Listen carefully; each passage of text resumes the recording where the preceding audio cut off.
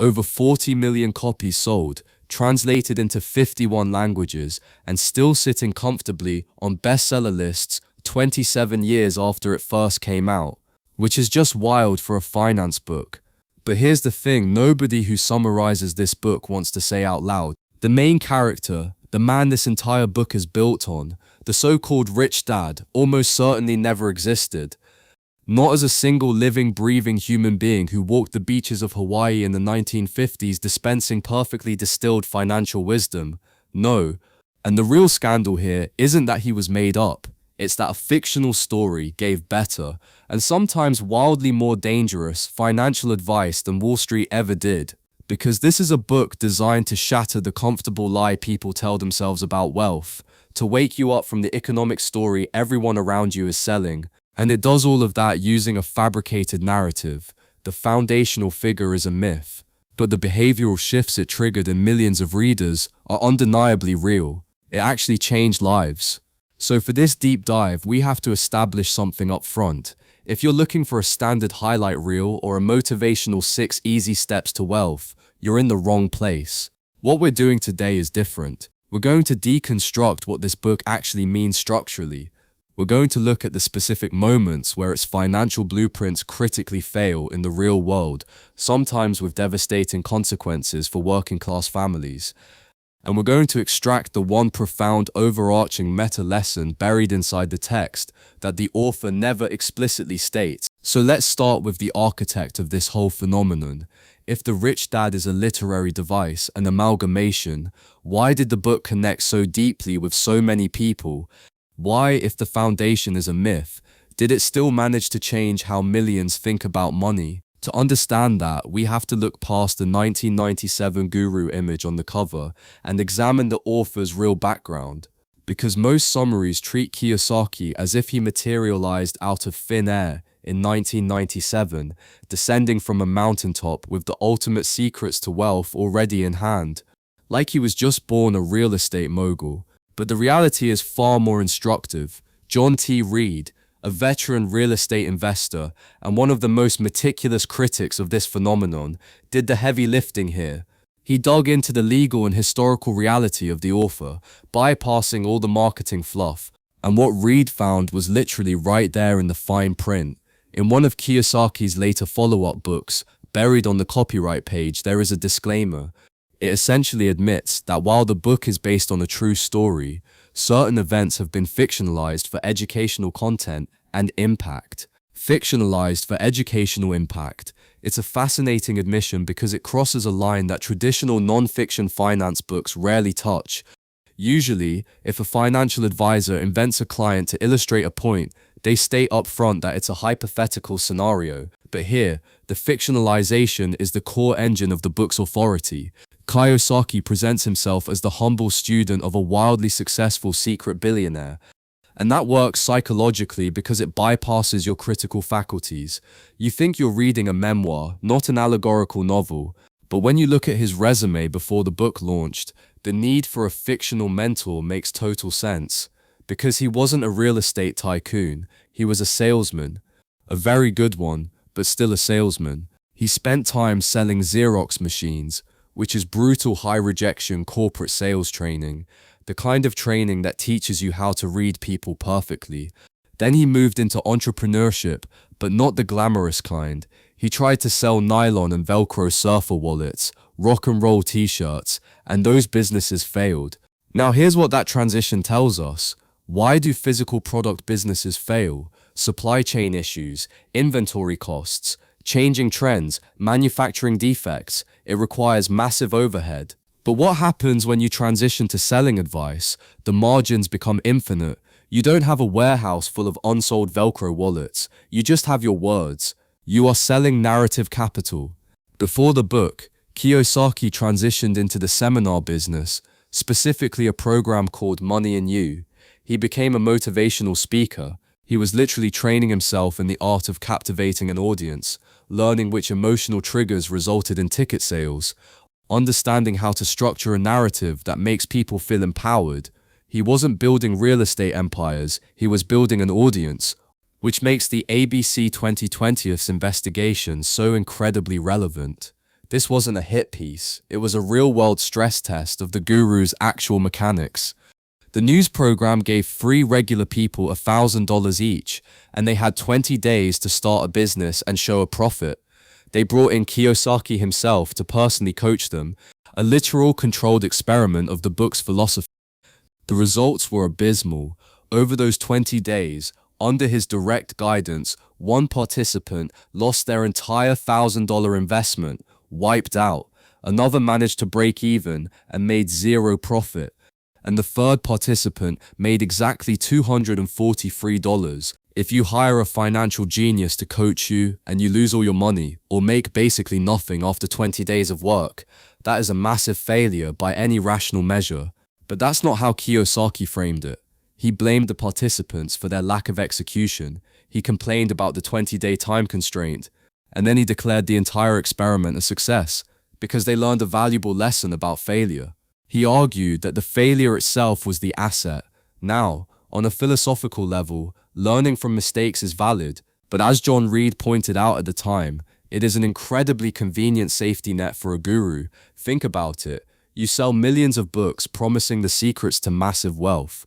But when people follow your direct instructions and lose their capital, you simply redefine the loss as an educational victory. It immunizes you from any accountability. You never have to admit your mechanics are flawed. If every single failure is just a lesson, it's a closed loop of logic. But here's the pushback worth making. If his actual physical business ventures failed, and his direct coaching resulted in people losing money on national television, how did he write the most popular personal finance book of all time? There has to be some substance there, and there is, but the way he packages it is pure Robert Greene, specifically Law 27 from the 48 Laws of Power. Play on people's need to believe, to create a cult-like following. Greene's historical analysis shows that the most successful leaders and gurus don't provide highly specific, rigorous step-by-step instructions. They provide vague, sweeping ideas. They emphasize enthusiasm over rationality, because if the instructions are too specific, they can be objectively proven wrong. If I tell you to buy Apple stock at $150 and sell it at $170 and it drops to $100, I am objectively, mathematically wrong. I lose credibility. But if I say don't work for money, make money work for you, I can never be proven wrong. It becomes a Rorschach ink blot. The reader projects their own specific desires onto that vague statement. And that ties into Greene's Law 32. Play to people's fantasies. The truth about building wealth is often exceptionally boring. It involves dense tax codes, unglamorous index fund investing, decades of compounding interest, and highly conservative risk management, which definitely doesn't sell 40 million books. What sells is the fantasy that you can escape the drudgery of your 9-to-5 tomorrow if you just adopt the mindset of a secret Hawaiian billionaire. So the math of assets versus liabilities has to be simpler than Wall Street makes it seem, or the fantasy falls apart. But here is the genuine brilliance of the book. Even a broken clock is right twice a day, and the core concept that built this entire empire is undeniably powerful. So let's look at the cornerstone of the philosophy, the redefinition of assets and liabilities. The traditional accounting definition of an asset is relatively complex. It involves depreciation schedules, liquidity metrics, fair market value, stuff most people genuinely don't want to think about. Kiyosaki strips all of that away and replaces it with pure behavioral mechanics. An asset puts money in your pocket regardless of whether you work or not. A liability takes money out of your pocket. Binary. Does it feed you or does it eat you? And he illustrates this with cash flow diagrams that a middle schooler could understand. The rich acquire assets, the poor have expenses, rent, food, gas. But the real tragedy, the actual meat of the book, is the middle class. Because the middle class acquires liabilities that they mistakenly think are assets. And the most sacred cow he slaughters to prove this point is home ownership. For generations, the idea that your primary residence is your greatest asset has been treated as fact, as gospel. And Kiyosaki looks at the cash flow diagram and says, absolutely not. Your house is a liability. Let's really deconstruct why he says that. Because when you run the actual math, it is terrifyingly accurate for most people. Take the classic example from the book. A young, upwardly mobile couple buys a $500,000 dream home. They put down a $100,000 deposit and take out a $400,000 mortgage at 6% interest on a standard 30-year amortization schedule. The first thing to understand is the mechanics of an amortized loan. For the first decade, the vast majority of your monthly payment is going entirely to interest, the bank's profit. You are barely touching the principal, but that's just the baseline. Then comes property tax, the silent wealth killer. If you never truly own your home, you are essentially renting the land from the local government in perpetuity. If you stop paying the tax, the government forecloses. And then there's the hidden killer, capital expenditures. Roofs need replacing, HVAC systems die, foundations crack. So our young couple is paying massive front-loaded interest to a bank, perpetual property taxes to the state, and thousands in maintenance just to keep the structure standing. The house is constantly eating. Cash is flowing out of their pockets every single month. And what's fascinating here is the psychological trap underneath all of it. Society tells them they are building wealth. As inflation pushes prices up, maybe the house is now technically worth $600,000. They feel rich on paper, but they can't eat the drywall.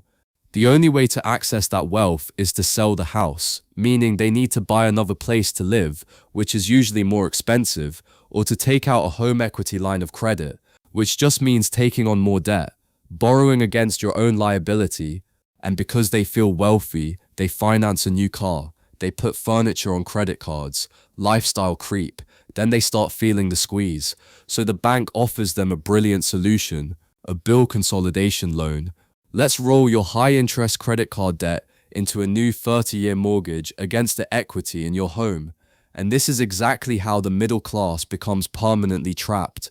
They take unsecured short-term consumer debt and convert it into secured long-term debt, tied directly to their shelter. They have just guaranteed that they must remain employed for another 30 years to avoid homelessness, running on a treadmill, staring at a mirage of wealth, while the bank and the government extract their actual labor. That's why the Ray Croc story in the book is so profound. The founder of McDonald's is speaking to an MBA class at the University of Texas, and he asks them what business he's in. They laugh and say he's in the hamburger business. But Kiyosaki tells us, Croc corrects them, he isn't in the hamburger business at all. He's in the real estate business. It's the perfect illustration of asset-based thinking versus income-based thinking. McDonald's uses a lease arbitrage strategy. They identify prime intersections, buy the land, and then lease it back to the franchisee at a massive markup. The franchisee is the one sweating over the fryers, managing employees, dealing with customer complaints to generate operational income. McDonald's corporate is simply collecting rent on an appreciating asset. The burgers just pay for the real estate. And this is the paradigm shift. The average worker goes to their job every day trying to become the best hamburger flipper, hoping for a 3% raise, completely ignoring the fact that the person who owns the building is the one actually building wealth. Because our education system fundamentally trains people to focus exclusively on the income column of their personal balance sheet. Get a degree, get a higher salary. It teaches you absolutely nothing about the asset column. And that educational blind spot is worth examining closely. The industrial era school system wasn't designed to produce independent capitalists. It was designed to produce compliant, punctual employees who can follow instructions and perform specialized tasks within a corporate structure. If everyone focused on building assets, who would staff the assembly lines? Who would manage the fryers? But if the math is that simple, if building wealth is literally just recognizing the difference between a cash-producing asset and a cash-draining liability, why doesn't everyone just stop buying liabilities? There has to be a psychological block overriding the math. There is, and Kiyosaki identifies it as the twin engines of the middle-class psyche, fear and greed. This is where the book shifts from accounting into behavioral psychology. The story of working for 10 cents an hour is the perfect entry point. 9-year-old Robert and his friend Mike want to learn how to be rich. So the rich dad offers them a job dusting cans in his convenience store for 10 cents an hour. Mind-numbing work for a kid. Young Robert gets furious. He feels exploited and demands a raise. And the rich dad flips the script entirely. He doesn't just deny the raise, he tells them they now have to work for free. It's a brutal lesson in leverage and labor dynamics. The rich dad explains that by getting angry and demanding a few more pennies, Robert is acting exactly like every adult employee who believes their financial salvation lies in their employer's generosity, relying on the boss to save you.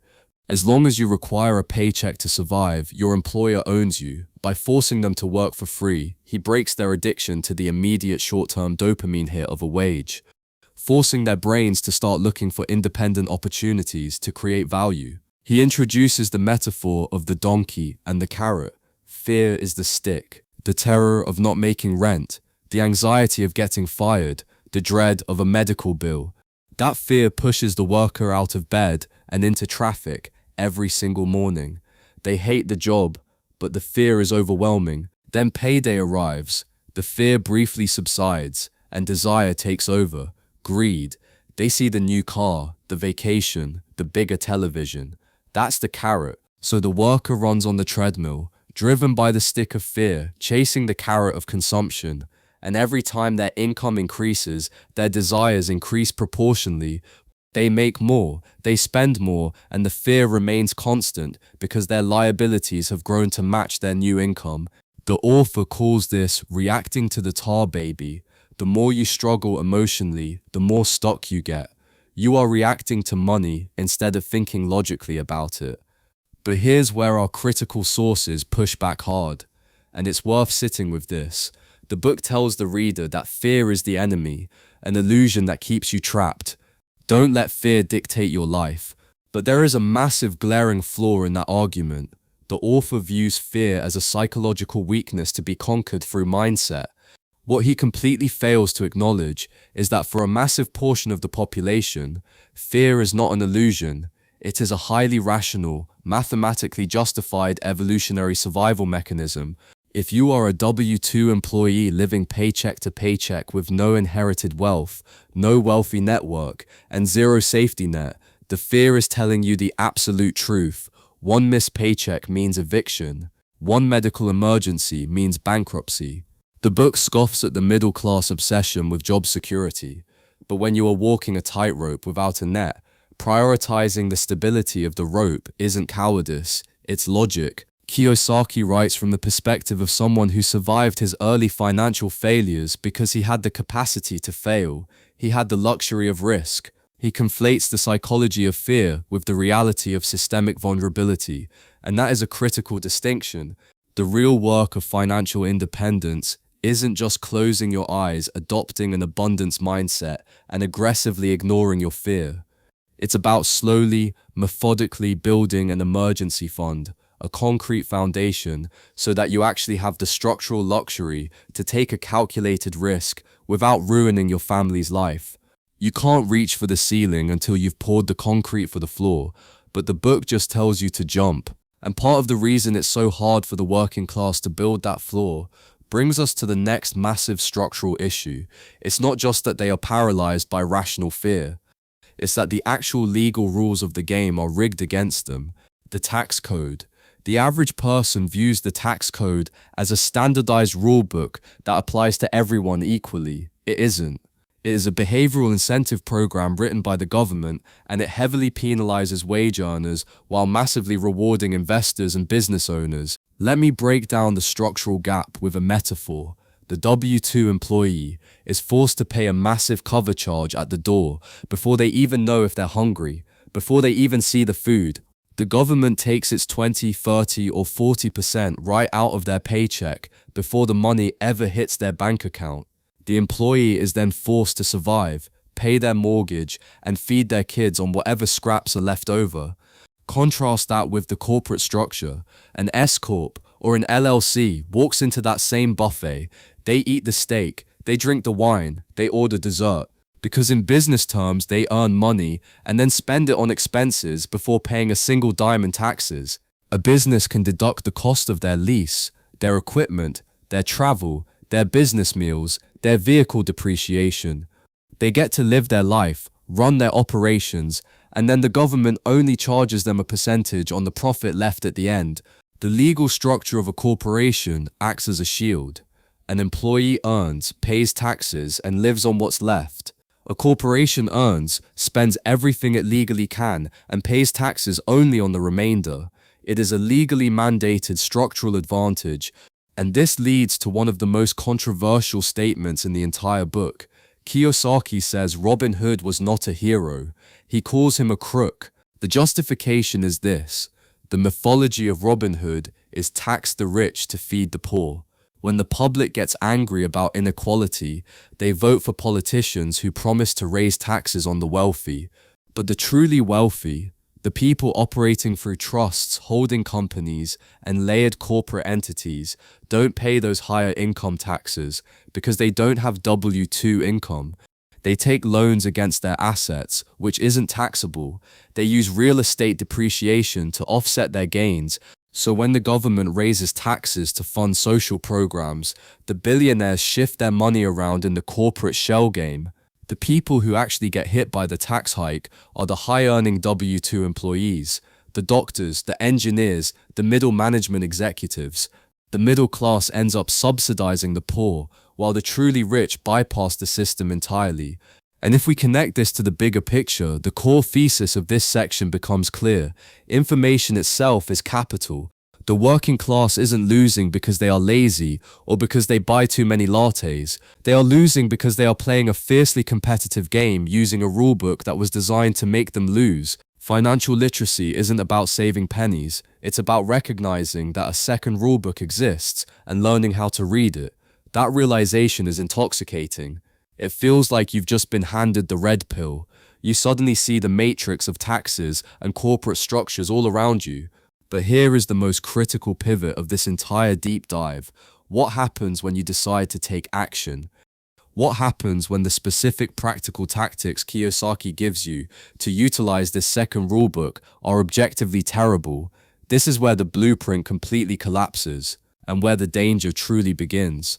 Spending time in the large online communities, places like the Reddit Financial Independence and Retire Early subreddits, the FIRE community, you find very smart people who worship the mindset of building assets but absolutely roast this book's practical advice. One user summarized it perfectly. The diagnosis is brilliant. The prescription will kill you. Look at the actual investments the author advocates for.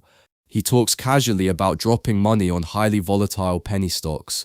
He talks about buying into IPOs, initial public offerings, hoping to make a killing in a week, which is basically gambling. And he heavily advocates for joining multi-level marketing schemes, telling people it's a great way to learn sales. Because the way this book went viral in the late 90s wasn't organic bookstore sales. The initial explosion was driven almost entirely by high-level diamond distributors within the Amway Corporation. These top-tier Amway recruiters bought the book by the pallet. They pushed it down to their recruits, their downlines, making it required reading. And the reason why is not a coincidence. The book's narrative is the ultimate psychological primer for an MLM pitch. It tells the reader, your job is a trap. Your boss is exploiting you. The only way to be free is to become an entrepreneur and build a system. And then the Amway recruiter steps in and says, and I have the perfect system for you. Just buy these cleaning products and recruit your family. The book was weaponized as recruitment propaganda for an industry where 99% of participants statistically lose money. That is a huge part of the legacy that almost nobody talks about. Then there are the obscure financial instruments Kiyosaki brags about, like 16% tax liens. He makes them sound like a guaranteed path to wealth. They are anything but. A tax lien occurs when a homeowner fails to pay their local property taxes. The county government needs that money for schools and roads, so they auction off the debt to investors. You buy the debt, and the homeowner now owes you the back taxes, plus a legally mandated interest rate, which in some states can be 16% or higher. And if they don't pay you, you can theoretically foreclose and take the house for pennies on the dollar. Kiyosaki tells a story about a friend who calls him an idiot for doing this, and he is just dripping with smugness about how he's making a guaranteed 15% return while his friend gets 5% in a mutual fund. But here is the reality of tax lien investing today. It is a hyper-competitive, highly localized, and incredibly risky market. If a property has a tax lien, it often has other liens too. Mortgage liens, IRS liens, structural condemnations. You might be buying the right to foreclose on a toxic waste dump or a burnt-out shell. And today this market is entirely dominated by massive institutional investors using algorithmic bidding. They will bid the interest rate down to 0% just to acquire the property rights. If a retail investor tries to wander into a county courthouse today, expecting a guaranteed 16% return based on a 1997 book, they are going to get slaughtered. But the bad stock tips and the obscure tax liens pale in comparison to the most devastating critique of this book's practical application: the 2008 subprime mortgage crisis. The legal and economic analyses draw a direct, horrifying causal line between the philosophy of this book and the destruction of working-class wealth during the crash. To understand this, we have to look at the macroeconomic environment of the mid-2000s. The housing market was exploding. Wall Street had figured out how to bundle mortgages into complex derivatives, mortgage-backed securities, and they needed endless fuel. They needed regular people to take out massive loans so they could package and sell that debt. And how did the mortgage brokers convince a janitor making $35,000 a year to buy a $500,000 house? They used the guru's playbook, literally. They handed clients this book. They pointed to the chapters that said debt is actually good if you use it to buy assets. Don't be afraid of leverage. The real estate market is where the rich get richer. So the predatory lenders used the book to bypass the rational fear we talked about earlier. They encountered a working-class borrower who is understandably terrified of a $3,000 monthly payment. And the broker would say, "Look at the rich dad. He uses other people's money to build empires. The bank is offering you leverage. Don't think like a poor dad." But the crucial piece of financial literacy missing was the mechanics of the loan itself. The brokers were selling adjustable rate mortgages, ARMs, often 228 structures. They would give the borrower an artificially low teaser interest rate for the first 2 years. The borrower looks at that initial monthly payment and thinks, okay, I can afford this. I'm building an asset. But the borrower didn't understand the contract. They didn't understand that after 2 years, that interest rate would reset and strictly tie to market indexes. Suddenly, their 3% rate explodes to 8%. Their monthly payment doubles or triples overnight. And because they had no underlying capital, no safety net, they instantly defaulted. Here's where it gets really interesting and profoundly tragic. A book that was theoretically written to cure financial illiteracy was actively weaponized by the financial industry to exploit that exact illiteracy. It proved that teaching someone to be aggressive without teaching them how to read a complex financial contract is like handing a teenager the keys to a Ferrari and telling them fear is just illusion. You are guaranteeing a fatal crash. The working-class families who followed the mindset without understanding the math lost their homes, their credit, and their futures. They bore all the risk. So having said all of that, having completely dismantled the practical advice, having connected its philosophy to the devastating 2008 housing crash, and having acknowledged that the core mentor of the book is a fictional construct, we are faced with a massive contradiction. Why is this book still considered a masterpiece? Because acknowledging everything we just discussed, it is a masterpiece. It retains its classic status because it accurately diagnosed a profound societal shift exactly at the moment it was happening. To understand its power, we have to contextualize the cultural landscape of 1997. The 90s were the tail end of the mid-century social contract. For decades, the dominant, unquestioned message about money was simple: go to school, get good grades, find a safe, secure job with a large corporation, work hard, and when you retire at 65, the company will give you a pension and a gold watch, and the government will give you social security. But by the late 90s, that contract was being shredded. Corporations were dismantling defined benefit pension plans and replacing them with defined contribution plans like the 401k. This was a monumental shift. It transferred all the market risk from the massive institution directly onto the shoulders of the individual worker. People were feeling this anxiety. They intuitively knew the old rules were dying, but society was still repeating the old script. And then this book arrives and it unapologetically says the quiet part out loud. The system is not designed to protect you. The corporation does not love you. Your job is not secure. It provided vocabulary for a structural anxiety that an entire generation was feeling. It validated the creeping suspicion that W-2 employees were playing a rigged game. And it did this most effectively through the character of the poor dad. This is where the book reaches actual literary poignancy. If you strip away the arrogance of the author, the portrayal of the poor dad is heartbreaking. He wasn't poor because he was lazy. He was a highly educated man, a PhD, the head of the education department. He worked incredibly hard, and he deeply loved his family. His fatal flaw wasn't a lack of character. It was a lack of systemic awareness. He lived his entire life inside a story about security that the post-war economy had handed him. The book handed millions of people, especially first-generation wealth builders, immigrants, and the working class, the permission to look for the door. It said you are allowed to question the financial script your parents gave you, and it gave them a simple, vivid vision of what stepping outside that script looks like, perfectly captured in the story of the comic book library. After young Robert and Mike agree to work for free, their brains are forced to look for unexploited value. They notice that the convenience store manager is taking the old unsold comic books, tearing the top half of the cover off to send back to the distributor for a credit, and throwing the rest in the trash. So the kids approach the distributor. They ask if they can have the discarded comics. The distributor says yes, under one strict legal condition: you cannot sell them. So what do the boys do? They can't sell the physical asset, so they sell access to it. They take Mike's mom's unused basement, clean it up, and open a library.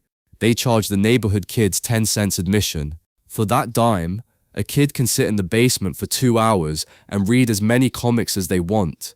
It is an incredible value proposition for the customer. But here is the genius part. Robert and Mike don't sit in the basement policing the kids. They hire Mike's sister to act as the librarian. They pay her $1 a week to manage the operations. It is the flawless, microscopic encapsulation of the entire philosophy working in practice. They shifted from trading their own physical hours for 10 cents to identifying a discarded asset, structuring a business around it, and hiring management. They created a system that generated cash flow entirely independently of their physical labor. Even as 9-year-old kids, they built a machine that produced wealth while they were at school. It is the genesis of the passive income ideology that dominates the internet today. It proves that the mechanics of wealth aren't about working harder. They are about designing better systems. Which brings us to the final layer of this deep dive. Beyond the comic books, beyond the corporate tax shields, beyond the debates about real estate, there is one overarching meta lesson hiding in plain sight on every single page of this book. The author never states it directly, but it is the key to unlocking the whole text. All advice is autobiographical. When you are receiving financial guidance, you must brutally analyze the person giving it. You have to ask yourself, are their outcomes what I want my outcomes to look like? Are their starting conditions the same as mine? When the poor dad tells his son, don't take risks, play it safe, study hard, he is not giving an objective macroeconomic analysis of the 1970s. He is telling you about his risk tolerance. He is projecting his history, his trauma, his desire for respectability, and his deepest fears onto his son. He isn't talking about his son's potential. He's talking about his own limitations.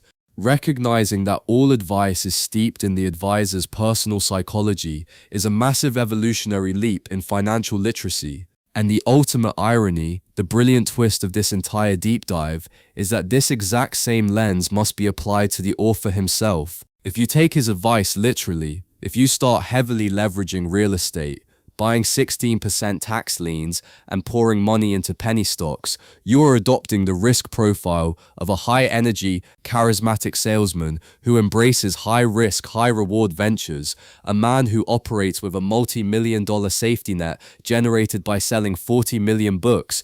His advice reflects his current reality, a reality where a massive loss on a real estate deal is a tax write-off, not a bankruptcy.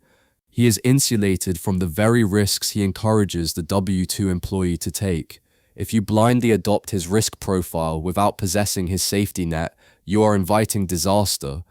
So we arrive at the final synthesis. We've deconstructed the myth of the Hawaiian billionaire. We've looked at the simple, brutal math of cash flow.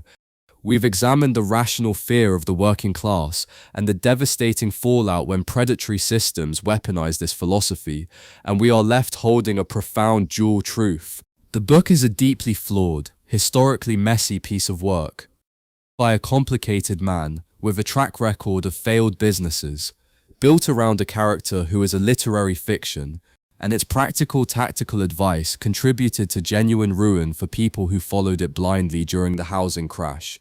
And yet, holding all of that, it remains one of the most vital personal finance texts ever published, because it successfully, aggressively shattered the illusion of the traditional financial script for millions of people. Holding both of these conflicting truths in your head at the exact same time, recognizing the absolute brilliance of the mindset shift while ruthlessly rejecting the danger of the specific tactics. That is the exact definition of true financial literacy. It requires you to operate without blind belief and without easy dismissal.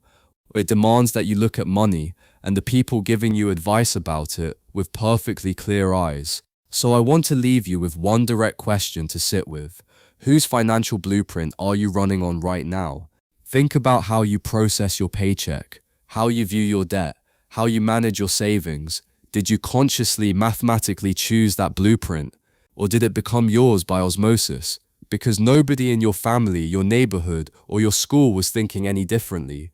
Understanding the origin of your money scripts is the first step to rewriting them. And as you analyze your own scripts, look at the environment you are swimming in today. The landscape has evolved, but the underlying mechanisms of persuasion haven't changed at all. Open TikTok.